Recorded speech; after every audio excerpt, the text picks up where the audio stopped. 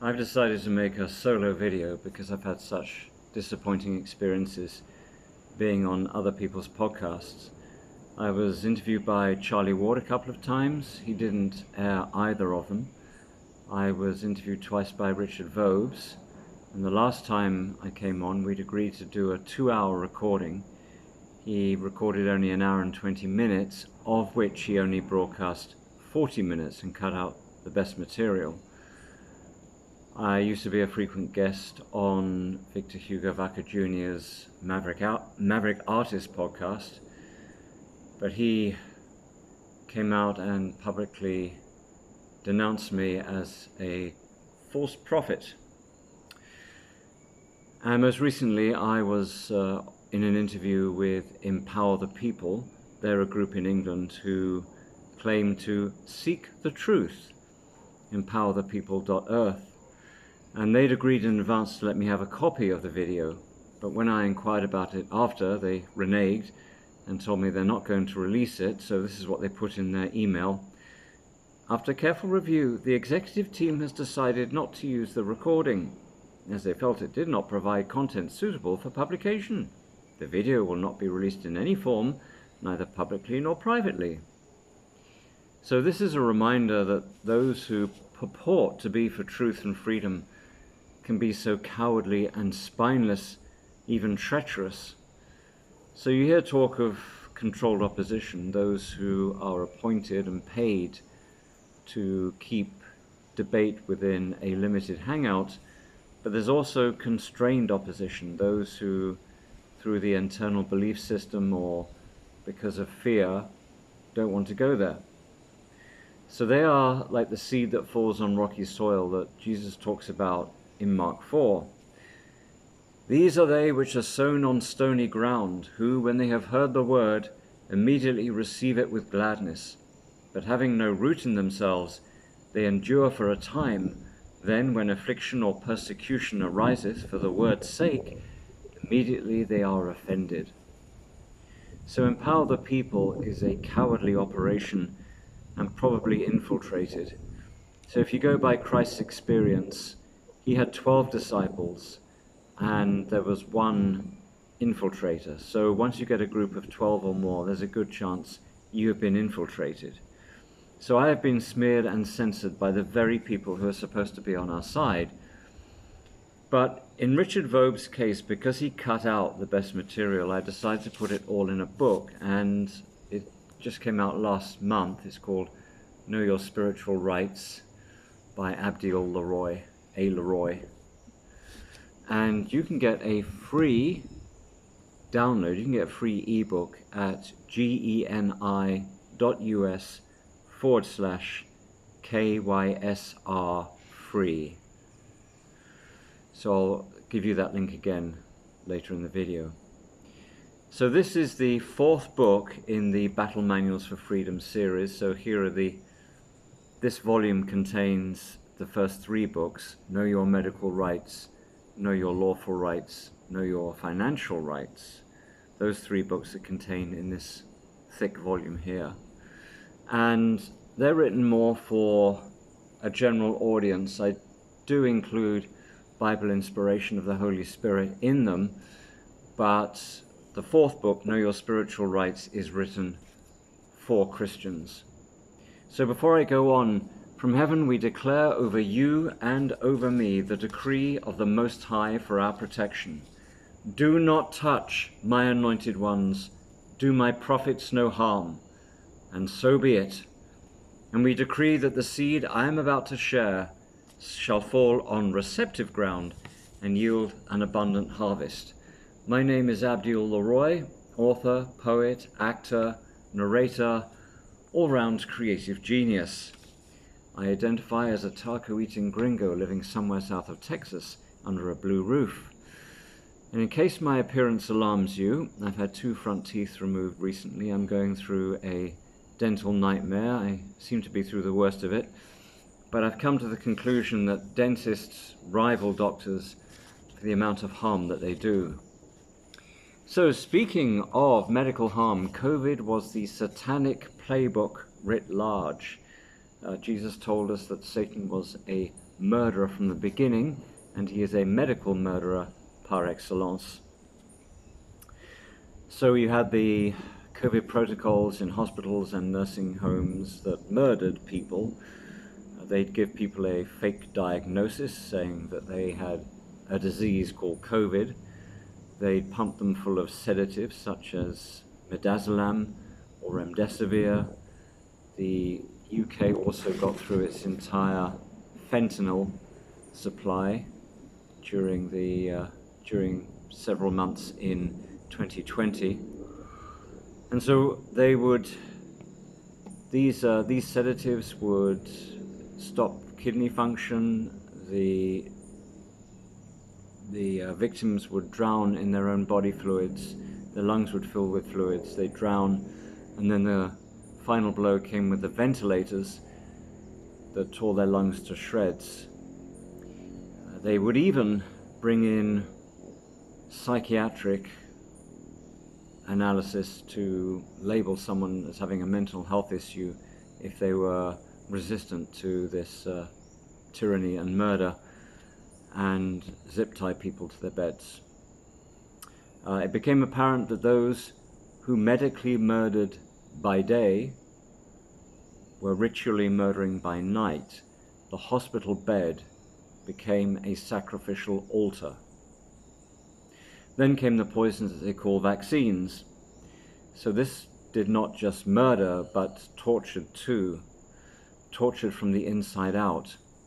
So when you introduce this technology that causes people's cells to produce a foreign object such as spike protein, the immune system is not just going to attack the spike protein, it's also going to attack the cells that produced it. So the body is going to attack itself, an autoimmune disease. And this was by design. So the powers that shouldn't be didn't just get to murder people en masse, they got to torture. Now when you or I see someone going into seizure after getting one of these poison jabs, it shocks us and horrifies us. But to the medical tyrants, they get sadistic pleasure from it, because they enjoy watching their victims suffer. COVID was and remains a worldwide ritual of human sacrifice in service to infernal gods. So I have called my book series Battle Manuals for Freedom, but the Bible itself is the ultimate battle manual because it gives us Satan's playbook. It gives us the origin story of Satan. He wanted to be like the Most High, so he wants to play God, and his servants want to play God. Satan is the god of counterfeits and pale imitations, and those who serve him want to play God by manipulating genetic code, the weather. They want to play God with surveillance, that is their path to their version of omniscience, and they want to play God with immortality. Now, if you or I were buried alive, heaven forbid, we could at least die so that our souls may be released. But the transhumanist agenda of these tyrants and psychopaths, they want to upload their consciousness to a chip and then insert that chip into a cyborg or a machine or a skin or what have you. What they are effectively doing is they are burying themselves alive for eternity in a silicon coffin. Or they put themselves in an eternal computer simulation from which there's no escape. So that is why I believe the book of Revelation warns of a time when men will long for death, but it will elude them. Next in the Satanic Playbook, Satan is the father of lies, Jesus tells us. Hence all the propaganda and fear-mongering about diseases or climate or terrorism or war or what have you. Satan is the accuser of the righteous. So whistleblowers, truth tellers, true prophets, investigative journalists are smeared censored, banned, shadow banned, demonetized, and so on. And one aspect of that accusation is gnat straining. So this is a term that Jesus uses when he excoriates the Pharisees in Matthew 23. He says, "You strain out a gnat but swallow a camel." So like the Pharisees, today's powers that shouldn't be will put someone in jail for sharing an opinion or a tweet or making a comment, while they themselves are perpetrating cannibalism. Now, the origin of the word cannibalism is Canaan Baal. And Canaan was one of the 4 sons of Ham and his witch of a wife. So I might come back to that because that's part of the seed war that begins in Genesis chapter 3. What else? Satan masquerades as an angel of light, and his servants masquerade as servants of righteousness. So I describe an agenda of 3 E's: extortion, enslavement, and extermination.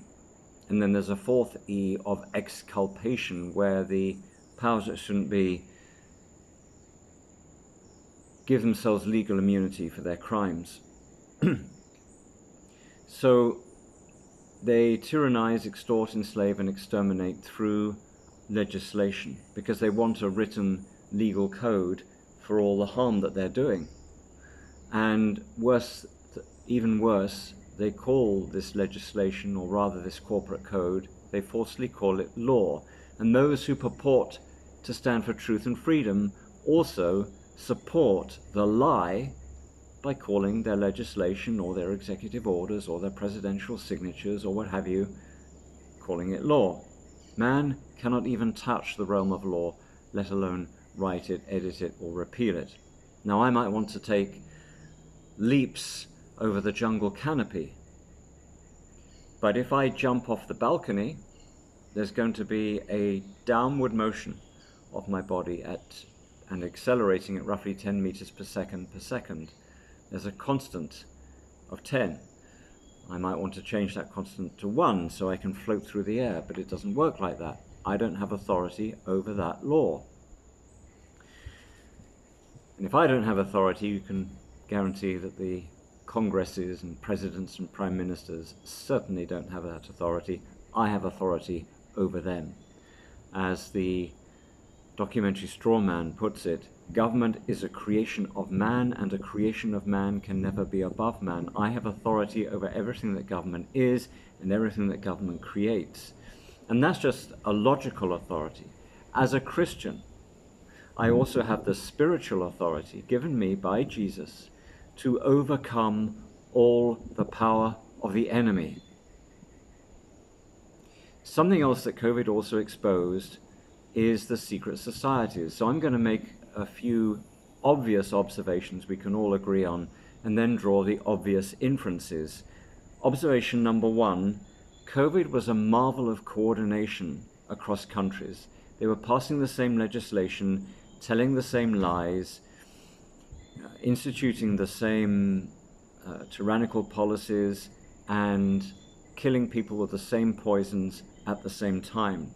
Now, we're not privy to all the communications that led to that coordination, but obviously there was secret coordination, secret communication, secret organization, secret societies.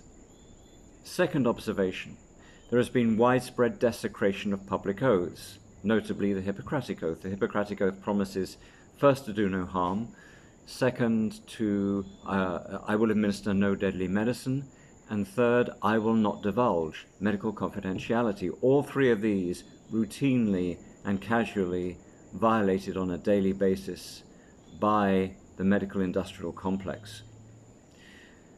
So the Hippocratic Oath, oaths of office, oaths of the Constitution, and the Constable's Oath in England, which promises to uphold fundamental human rights, all routinely desecrated on a daily basis.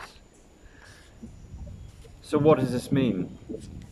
What are they serving instead of their public oath? Well, they must be serving a secret oath. And Jesus warned us, you cannot serve 2 masters. You will hate your public oath and love and worship your secret oath.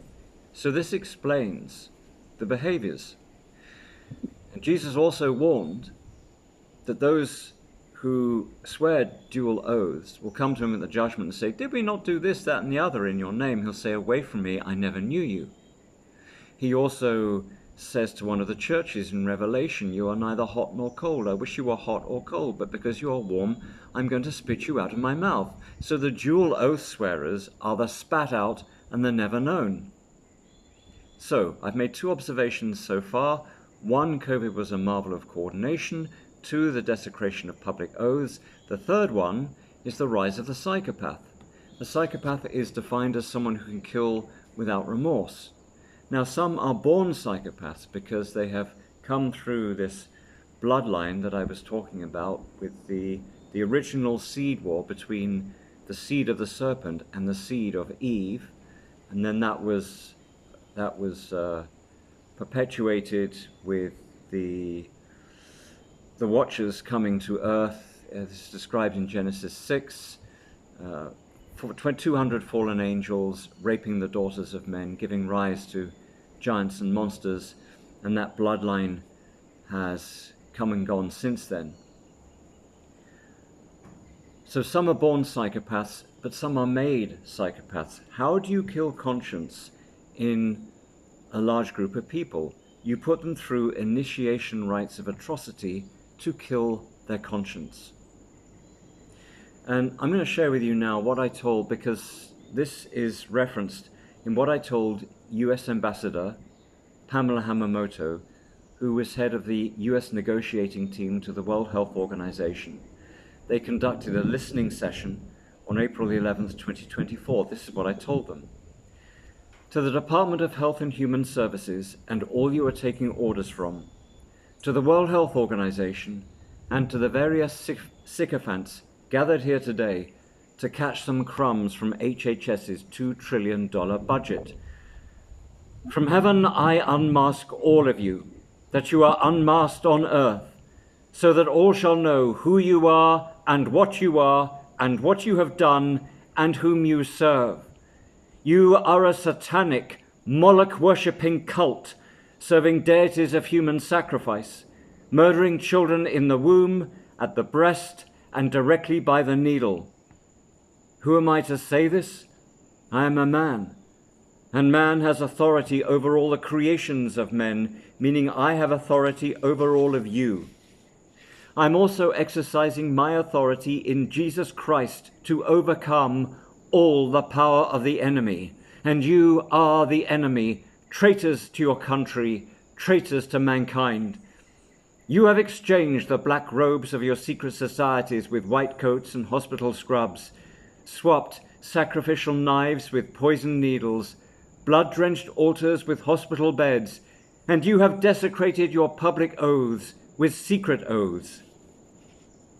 Therefore, before the King of Kings and Lord of Lords, I decree all World Health Organization and United Nations talks shall collapse in dissension and disarray as you destroy each other.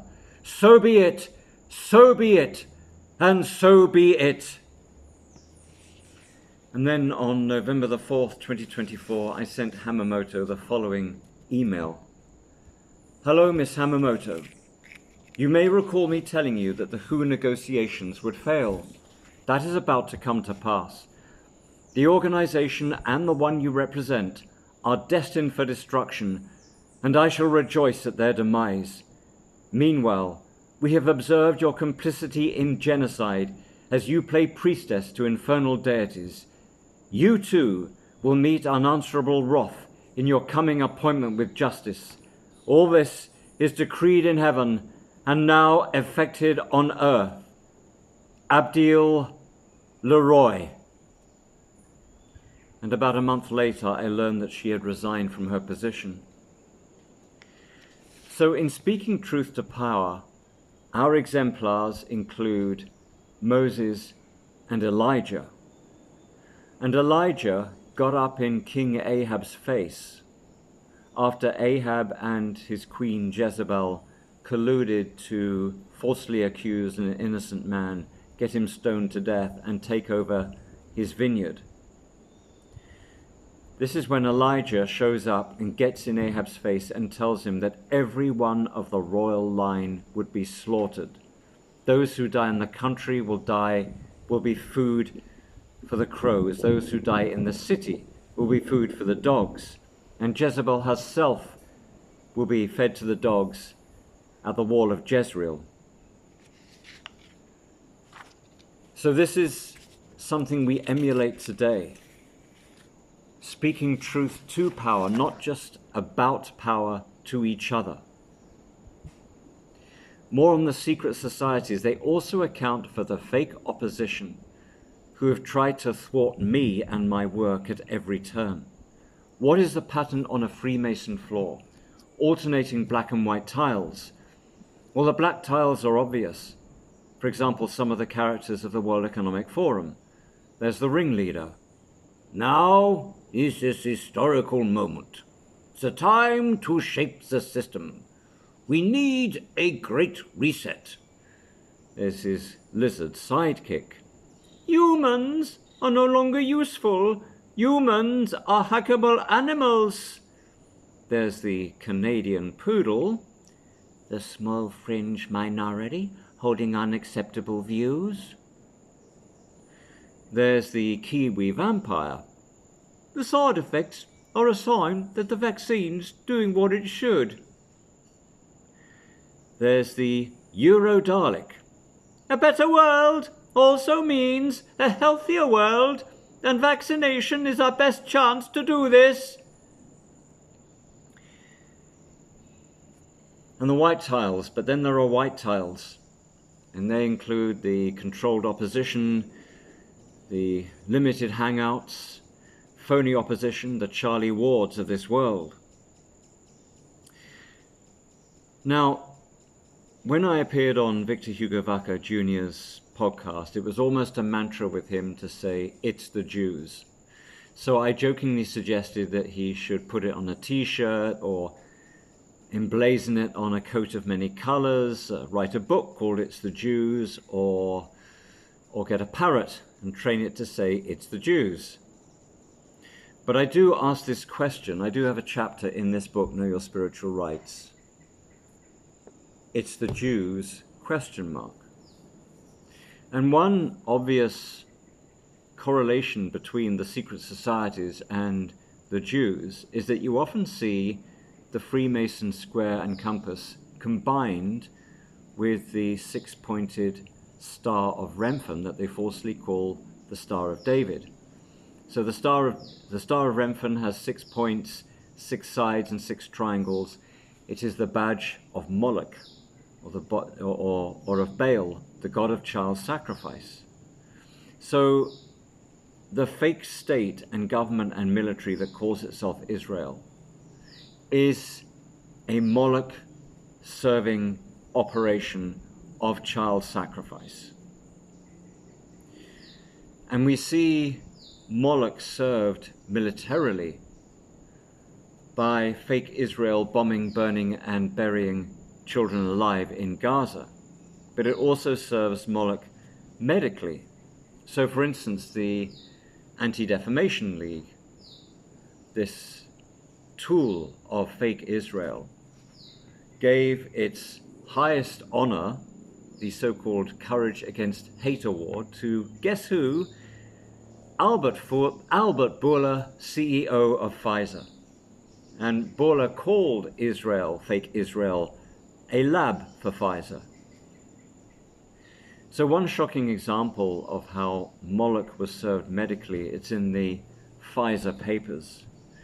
And this book of mine is called The Real Pfizer Papers. This brings to light many revelations that the Daily Clout team of Naomi Wolf failed to see. And one of the earliest documents that was wrested from the FDA, who wanted to hold on to these documents for several decades, but the documents were wrested by court order, the Pfizer's biological file. One of the earliest papers was 5.3.6 cumulative analysis that was released in November 2021, and it shows that out of 28 potential babies of mothers who took the Pfizer shot, 26 died by spontaneous abortion. That is to say, a miscarriage. So 26 babies out of 28 died by spontaneous abortion. There was one neonatal death. So of 28, there was only one normal delivery.